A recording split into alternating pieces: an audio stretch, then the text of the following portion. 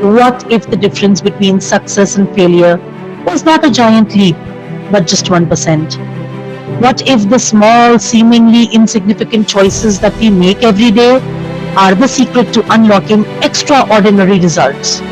What if ordinary leads to extraordinary? There was a point in time when the British cycling team was known to be one of the best teams in the world. But something had happened, which is why they were unable to achieve any victories. So, the managing team decided to change a few things. And out of those few things, one change proved to be instrumental. They brought in a new coach. The name of the coach was Dave Brailsford. Dave Brailsford believed in improving every single day. So he came to the team and he talked to them. He told them, what should we do in order to improve? He asked them this question and the team answered, we must give our 100% every single day. Dave Brailsford told them, no, you are wrong. We should not give our 100% every single day, because if we do that, we are going to be tired and exhausted and we will burn out. And when the time for performance comes, we will not be able to show and give our best.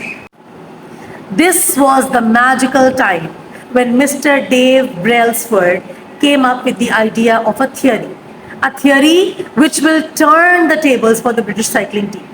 So Mr. Dave Brailsford told the team that every single day you're not supposed to give 100%, but whatever percentage of effort you were putting in a day before, you need to improve just by 1%.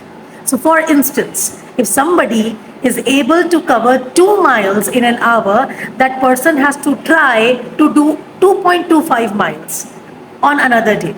So when we add 1% of improvement every single day, then we are able to build our stamina, we are able to sustain that habit of improvement, and also we will be able to reach a point of progress one particular day.